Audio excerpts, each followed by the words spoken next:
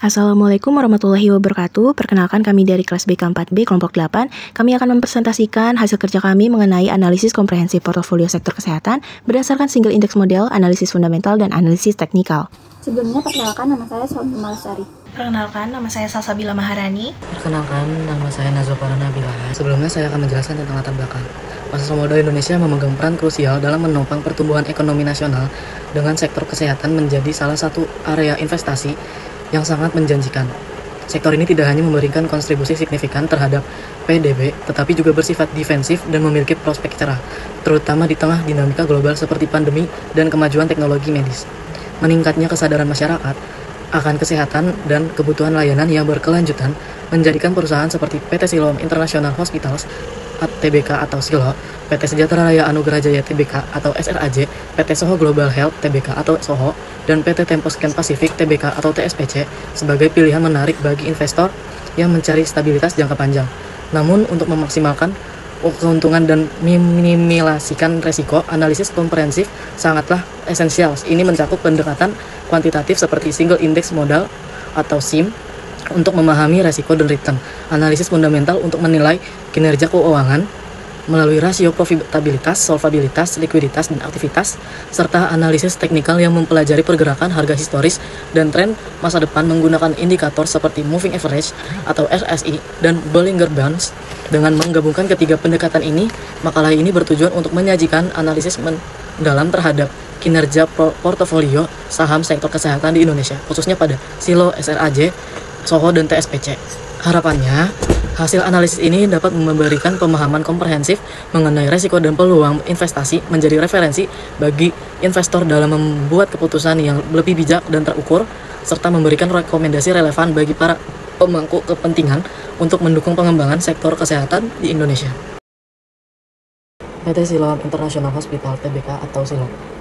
Ini bagian dari grup IPO, adalah salah satu jaringan layanan kesehatan swasta termuka di Indonesia.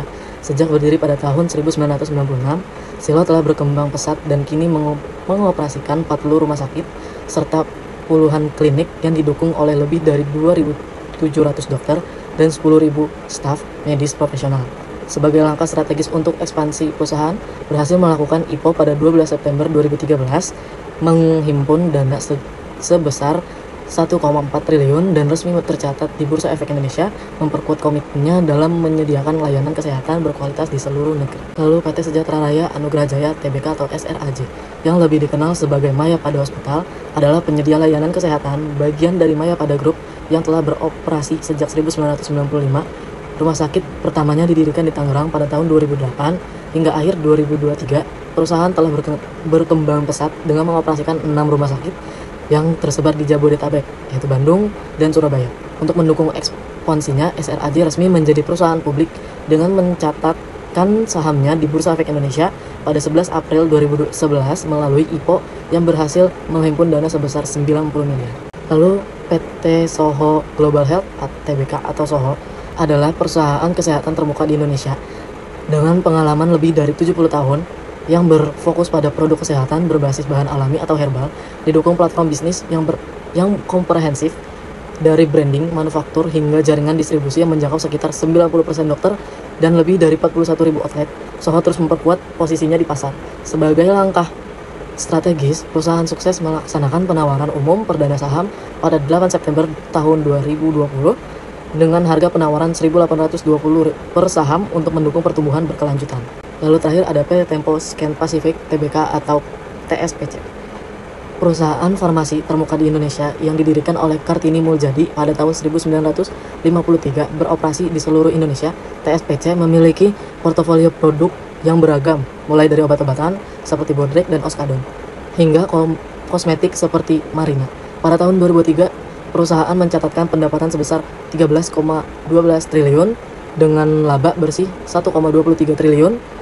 Saham mayoritas perusahaan 86,21% dipegang oleh PT Bagamulya Nagadi, dan TSPC pertama kali melontar di Bursa Efek pada 17 Juni 1994 dengan harga penawaran 8.250 per saham. Jadi Single Index Model atau SIM itu adalah salah satu pendekatan dalam analisis portofolio yang digunakan untuk mengukur hubungan antara risiko dan juga imbal hasil atau return suatu saham terhadap indeks pasar. Selanjutnya kita menghitung itu SIM tadi. Nah, tahapannya itu pertama itu tahap perhitungan. Yang pertama kita harus mengumpulkan data historis saham. Biasa itu harga bentukan dari awal periode, pengamatan hingga akhir periode. Nah, data ini digunakan untuk menghitung return saham setiap periode. Misalnya kita ambil datanya per bulanan. Setelah itu kita menghitung return, yaitu harga saham saat ini dikurang dengan harga saham sebelumnya, kemudian dibagi dengan harga saham sebelumnya. Kemudian kita mencari risk-free rate per bulan, yaitu diperoleh dari sumber seperti obligasi pemerintah, kemudian dikonversi dari tahunan ke juga bulanan agar sesuai dengan periode return saham yang kita analisis. Kemudian mencari excess return, yaitu return dikurang risk-free rate. Kemudian kita mencari expected return-nya, yaitu total return dibagi sama jumlah datanya. Kemudian kita mencari beta. Untuk di Excel ini kita menggunakan rumus swap agar mempermudah, yaitu sama dengan swap, harga pasar, sama juga harga sahamnya. Kemudian kita mencari excess return to beta, yaitu expected return dikurang sama expected risk free, kemudian dibagi sama beta. Kemudian kita juga mencari standar deviasi, yaitu total return aktual dikurang expected return dipangkat 2, kemudian dibagi sama jumlah data dikurang 1. Kemudian kita menghitung variance, yaitu merupakan kuadrat dari standar deviasi yang telah kita hitung. Kemudian kita mencari standar deviasi excess return, yaitu selisih antara return saham dan juga risk free rate-nya. Kemudian yang terakhir yaitu variance excess return, yang merupakan kuadrat dari standar deviasi excess return. Setelah itu kita mencari parameter B, yaitu kuadrat dari beta dibagi variance excess return. Kemudian kita mencari parameter C, yaitu variance dikali parameter A dibagi 1 ditambah variance dikali parameter B. Setelah semua dihitung, kita seleksi saham berdasarkan beta dan juga excess return to betanya. Hal ini bertujuan untuk mengidentifikasi saham-saham yang memiliki potensi return yang tinggi relatif terhadap risiko sistematis atau betanya. Nah, saham yang memiliki nilai beta dan excess return to betanya bernilai negatif, maka akan dieliminasi, sehingga tidak akan dilanjutkan ke tahap perhitungan berikutnya. Kemudian, kita menghitung cut-off tertinggi, yaitu total dari seluruh parameter C yang lolos dalam seleksinya. Kemudian kita menghitung parameter Z, yaitu beta dibagi variance excess return dikali excess return to beta dikurang expected risk free, kemudian dibagi sama beta dikurang cut-off tertinggi. Kita setelah itu melakukan seleksi yang kedua, yaitu seleksi berdasarkan nilai Z, yaitu hanya saham dengan nilai Z positif yang akan kita masukkan ke dalam portofolio. Setelah itu kita menghitung sum Z-nya, yaitu total dari seluruh nilai Z saham-saham yang lolos terhadap seleksi yang telah dilakukan. Kemudian yang terakhir yaitu kita menghitung bobot W-nya, yaitu parameter Z dibagi sama sum Z-nya. Di sini hasil dari perhitungan, yaitu pertama kita masukkan juga untuk data historis harga sahamnya dan juga harga dari pasarnya, yaitu kita menggunakan informasi dari investing, itu JK Holt. Kemudian di sini kita memasukkan hasil perhitungan dari returnnya yang tadi kita sudah jelaskan, yaitu return itu harga saham saat ini dengan harga saham sebelumnya, kemudian dibagi sama harga saham sebelumnya. Kemudian kita hanya masukkan rumusnya saja, kemudian kita tarik untuk semuanya. Kemudian ini hasil perhitungan dari expected risk free-nya, kemudian juga excess return-nya. Nah, untuk expected risk free-nya di sini 5%, untuk per tahunnya itu tinggal dibagi aja menjadi per bulan, yaitu jadi dibagi 12. Kemudian untuk excess return-nya itu tinggal itu yang tadi kita sudah hitung dikurang sama risk free rate-nya. Kemudian kita tinggal tarik untuk keseluruhannya. Perhitungan selanjutnya mencari expected return, di mana data ini menggunakan Excel sehingga menggunakan rumus average dari return.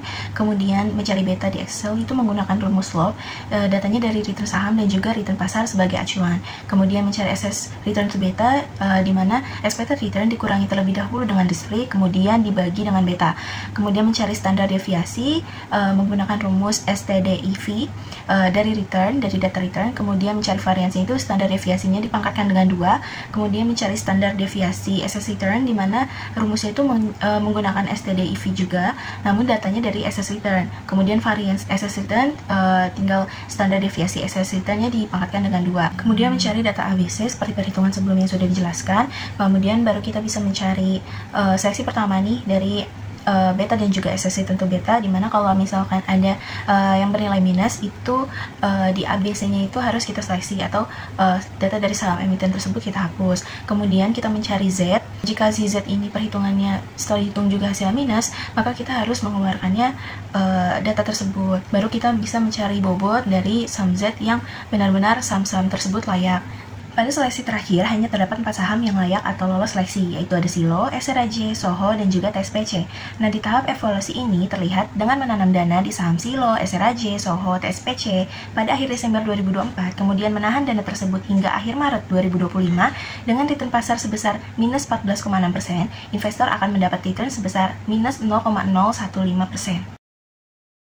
Analisis fundamental yang pertama adalah analisis makroekonomi, di mana ini merupakan salah satu tahapan penting yang bertujuan untuk memahami kondisi ekonomi secara keseluruhan dan bagaimana faktor-faktor ekonomi tersebut dapat memengaruhi kinerja berbagai sektor industri serta perusahaan-perusahaan di dalamnya.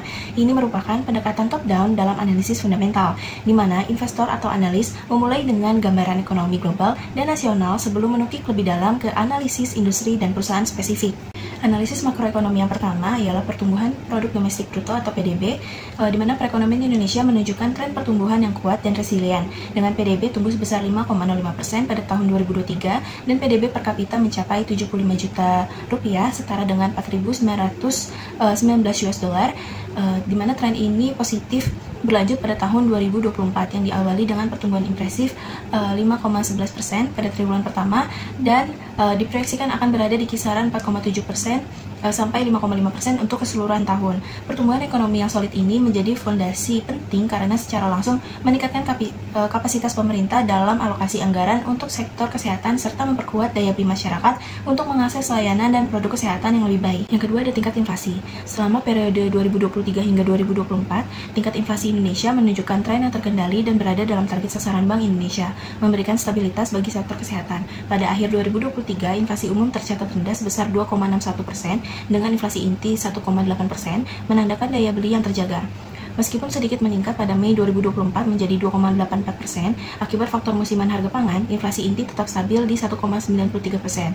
Stabilitas inflasi ini secara langsung membantu menekan laju kenaikan biaya operasional di sektor kesehatan seperti harga obat dan alat kesehatan, serta menjaga kemampuan masyarakat terus mengakses layanan kesehatan. Yang ketiga ada suku bunga acuan atau BI rate. Selama periode 2023 hingga 2024, kebijakan suku bunga acuan atau BI rate sangat dinamis dalam merespon inflasi dan kondisi global.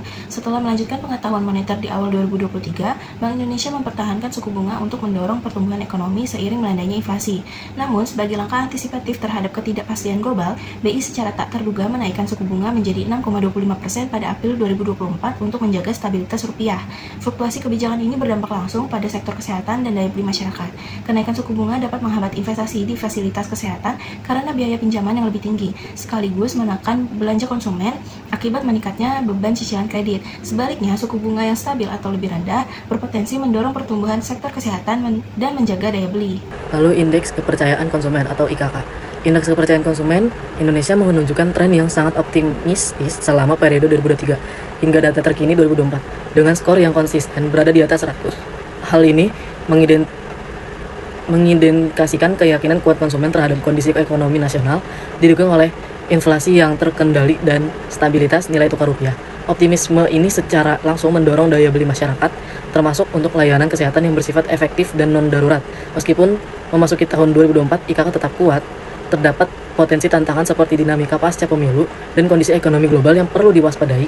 Secara keseluruhan, tren IKK yang positif ini menjadi sinyal kuat bagi sektor kesehatan, menunjukkan bahwa masyarakat memiliki kepercayaan untuk mengalokasikan dana demi menjaga dan meningkatkan kualitas kesehatan mereka. Lalu yang kedua, analisis industri kesehatan. Proses evaluasi mendalam terhadap berbagai faktor ekonomi, keuangan, dan kualitatif yang memengaruhi kinerja dan prospek perusahaan-perusahaan yang bergerak di sektor kesehatan. Tujuannya adalah untuk menentukan nilai intrinsik saham perusahaan kesehatan dan mengidentifikasi potensi investasi jangka panjang. Ukuran dan pertumbuhan pasar.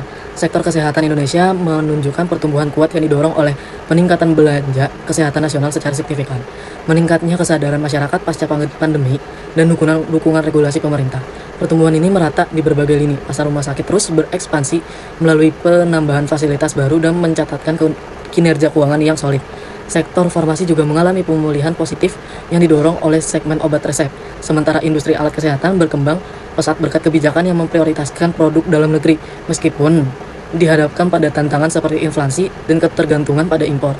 Prospek keseluruhan di sektor kesehatan Indonesia ke depan dapat sangat positif, didukung oleh pengembangan program jaminan kesehatan nasional atau JKN dan peningkatan permintaan layanan kesehatan secara berkelanjutan. Struktur persaingan industri kesehatan Indonesia sangat bervariasi antar subsektor pada layanan rumah sakit.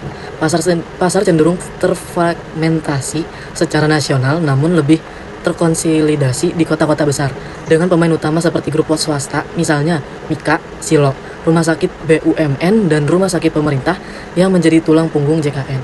Sementara itu, industri farmasi menunjukkan tingkat konsentrasi yang lebih tinggi, didominasikan oleh beberapa perusahaan besar seperti Kalbe Farma dari swasta dan Kimia Farma dari BUMN. Meskipun persaingan di segmen obat generik tetap ketat, struktur serupa terlihat di subsektor distribusi farmasi dan alat kesehatan yang sangat terkonsentrasi di tingkat nasional oleh beberapa distributor raksasa yang tervaliasi dengan grup farmasi besar seperti Enceval atau IPMT dan Anugerah Argan Medica atau AAM yang menguasai sebagian besar jaringan distribusi. Analisis fundamental yang ketiga yaitu analisis kinerja 4 emiten, di mana proses evaluasi ini mendalam terhadap kondisi dan prospek suatu perusahaan emiten untuk menentukan nilai intrinsik sahamnya. Tujuannya adalah untuk mengidentifikasi apakah harga saham saat ini di pasar terlalu mahal atau terlalu murah berdasarkan fundamental perusahaan. Analisis ini berfokus pada berbagai aspek yang memengaruhi kemampuan perusahaan dalam menghasilkan keuntungan dan bertumbuh di masa depan. Yang pertama ini mencari rasio laporan keuangannya dulu. Rasio laporan keuangan ini berfungsi sebagai instrumen krusial untuk mengevaluasi kesehatan dan kinerja finansial suatu perusahaan. Rasio-rasio ini dikelompokkan ke dalam beberapa kategori utama seperti rasio profitabilitas, likuiditas, solvabilitas, valuasi, dan aktivitas. Tujuan utama dari penggunaan rasio laporan keuangan adalah untuk menyediakan wawasan yang komprehensif mengenai posisi finansial, kinerja operasional, dan efisiensi manajemen perusahaan. Oke, kita lanjut ke rasio profitabilitas. Jadi rasio profitabilitas adalah ukuran keuangan yang digunakan untuk menilai kemampuan perusahaan dalam menghasilkan labanya atau keuntungannya dari bisnisnya. Pertama kita lihat dari silo, kita bisa rangkum lihat dari sini bahwa kinerja itu mengalami penurunan. Kita bisa lihat dari ROA dan ROE-nya yang mengalami penurunan. Kemudian untuk SRAJ, jika kita lihat secara keseluruhan, PT SRAJ ini memiliki kinerja yang mulai mengalami perbaikan gitu, walaupun masih ragu. Karena kita bisa lihat dari ROA dan ROE-nya juga, dia tuh nunjukin tren perbaikan, meskipun dia masih bersifat negatif. Kemudian untuk perusahaan Soho, kita bisa lihat bahwa dia mengalami perkembangan yang positif. Kita bisa lihat dari rasio ROA dan ROE-nya juga yang mengalami peningkatan. Hal itu menunjukkan bahwa perusahaan itu semakin efisien gitu dalam memanfaatkan aset dan modalnya untuk menghasilkan sebuah laba. Kemudian yang terakhir itu ada TSPC. Jika kita lihat secara keseluruhan, yaitu mengalami kinerja yang terbaik dan juga paling solid. Kita bisa lihat dari ROA dan ROE-nya juga, dia juga mengalami peningkatan yang menjadi tertinggi di antara 4 emiten yang sudah kita analisis. Oke, kita lanjut ke rasio solvabilitas. Jadi rasio solvabilitas ini rasio keuangan yang digunakan untuk mengukur kemampuan perusahaan dalam memenuhi kewajiban jangka panjangnya, terutama utang dengan menggunakan aset atau ekuitas yang dia miliki. Pertama kita lihat dari emiten Silo, kita secara keseluruhan kita dapat simpulkan bahwa Silo ini memiliki ketergantungan utang yang meningkat dan juga kemampuan bayar yang menurun. Kemudian untuk SRAJ, secara keseluruhan kita dapat simpulkan bahwa leverage itu sedikit meningkat, kemudian kemampuan bayarnya membaik secara signifikan. Kemudian untuk Soho, kita juga dapat simpulkan secara keseluruhan bahwa leverage juga sedikit menaik dan juga kemampuan bayarnya membaik. Kemudian terakhir itu dari TSPC kita dapat simpulkan juga bahwa struktur permodalan dan kemampuan bayarnya itu membaik. Jadi secara keseluruhan berdasarkan rasio solvabilitas yang memiliki kinerja yang terbaik yaitu PT Teposcan Pacific. Lanjut ke rasio likuiditas. Rasio likuiditas itu rasio digunakan untuk mengukur kemampuan perusahaan dalam melunasi kewajiban jangka panjangnya. Yang pertama itu kita lihat dari Silo, secara keseluruhan kita bisa rangkum bahwa Silo ini memiliki likuiditas yang sedikit menurun, namun bisa dikatakan masih relatif sehat. Kemudian untuk SRAJ, secara keseluruhan kita dapat simpulkan bahwa likuiditas itu dia lemah dan juga memburuk karena dia mengalami penurunan. Kemudian untuk Soho, secara keseluruhan kita dapat simpulkan bahwa likuiditasnya menurun secara sedikit, namun dia bisa tetap dikatakan sehat.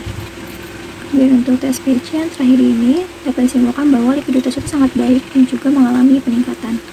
Di secara keseluruhan dalam rasio likuiditas ini masih tetap PT Teposcan Pacific yang menunjukkan kinerja terbaiknya. Kita lanjut ke rasio valuasi. Rasio valuasi itu metode keuangan yang digunakan untuk menilai nilai suatu perusahaan atau aset dengan membandingkannya dengan kinerja keuangan dan faktor-faktor lain yang relevan. Oke, untuk pertama kita lihat dari Silo, secara keseluruhan kita dapat simpulkan bahwa Silo ini memiliki valuasi pasar yang meningkat drastis ya, bahkan ada risiko overvaluation jika pertumbuhan labanya itu tidak sepadan. Kemudian yang kedua itu SRAJ, secara keseluruhan kita dapat simpulkan bahwa kinerja fundamentalnya itu masih ternilai negatif, bahkan valuasi pasarnya juga sangat spekulatif tinggi. Kemudian untuk Soho kita dapat simpulkan bahwa kinerjanya pasar itu masih positif, tapi dia juga bervaluasi berpotensi sangat mahal. Kemudian terakhir itu TSPC. Secara keseluruhan kita dapat simpulkan bahwa kinerja pasarnya juga positif dengan valuasi pasar yang moderat. Jadi secara keseluruhan kita dapat simpulkan juga bahwa menurut rasio valuasi tetap PT Tempo Scan Pacific yang masih menunjukkan kinerja yang terbaiknya. Rasio aktivitas itu jenis rasio keuangan yang esensial untuk menilai seberapa efisiensi perusahaan menggunakan asetnya untuk menghasilkan pendapatan dan kasnya. Nah, kita dari pertama itu silo, kita bisa lihat bahwa silo ini memiliki efisiensi campuran di mana persediaan itu dia membaik, tetapi untuk utang dan asetnya dia mengalami penurunan. Oke, kemudian untuk SRAJ, secara keseluruhan dia mengalami peningkatan secara seluruh rasionya. Kemudian SOHO, kita bisa lihat bahwa SOHO ini mengalami peningkatan signifikan di mana efisiensi aset dan juga persediaan yang kita mengalami peningkatan. Kemudian yang terakhir itu ada TSPC. TSPC ini efisiensi secara operasionalnya cenderung menurun. Jadi secara keseluruhan dalam rasio aktivitas ini PT SRAJ yang menjadi kinerja terbaiknya. Lalu rasio nilai pasar atau market value ratios. Rasio nilai pasar atau market value ratios adalah metrik keuangan yang digunakan untuk menilai dan membandingkan saham dengan menghubungkan harga pasar suatu saham dengan beberapa ukuran kinerja keuangan perusahaan. Rasio ini memberikan wawasan tentang bagaimana investor menilai saham, termasuk prospek masa depan perusahaan dan nilai saham tersebut. Lalu analisis kualitatif emiten. Analisis kualitatif emiten ini adalah pendekatan untuk mengevaluasi suatu perusahaan emiten yang berfokus pada aspek non-finansial yang tidak dapat diatur secara langsung dengan angka. Analisis ini bersifat subjektif dan bertujuan untuk memahami kualitas perusahaan secara lebih mendalam. Analisis teknikal saham silo berdasarkan grafik mingguan terlihat bahwa saham ini telah melalui beberapa fase setelah periode konsolidasi yang cukup panjang dari tahun 2021 tengah hingga awal 2023. Silo memasuki fase uptrend yang kuat. Tren naik ini didukung oleh indikator MA Cross di mana garis yang orange MA 100 memotong ke atas garis MA 200 yang hijau sekitar pertengahan tahun 2023, sebuah sinyal golden cross yang mengkonfirmasi momentum beli yang kuat. Puncak tren naik terjadi pada awal tahun 2025 di mana terjadi lonjakan harga hingga 4.000 yang kemudian cepat berbalik turun.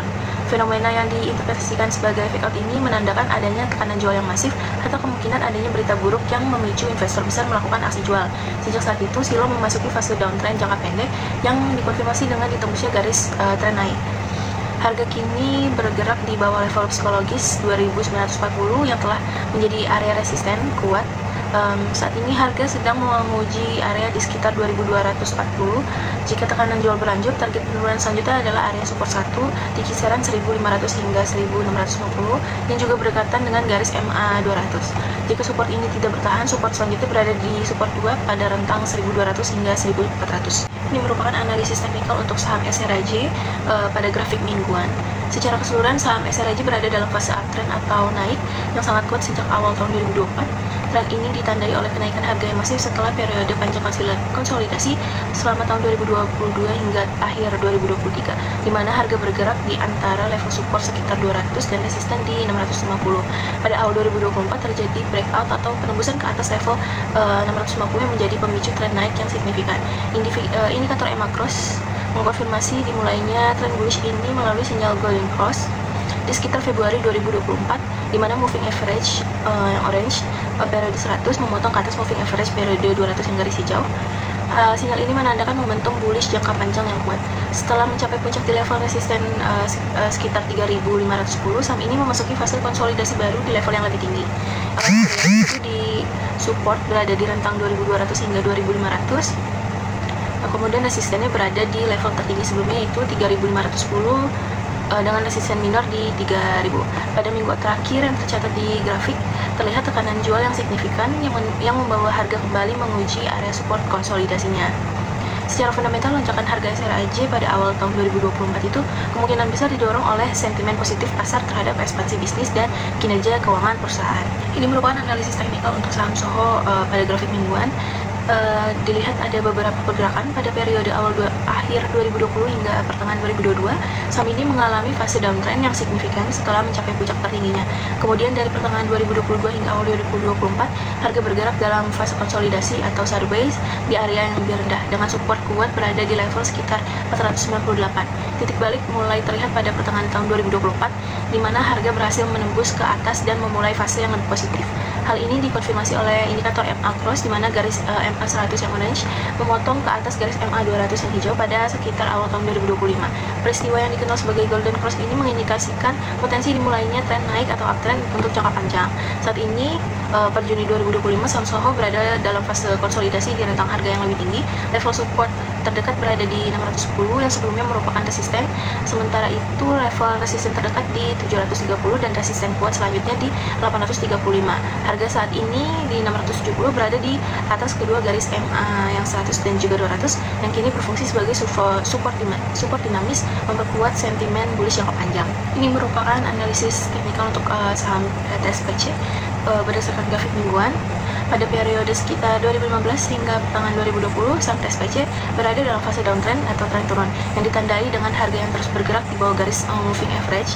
Terlihat adanya dead cross ditandai bintang biru di sekitar akhir 2015, di mana MA periode pendek memotong ke bawah MA periode panjang, mengonfirmasi sinyal pelemahan.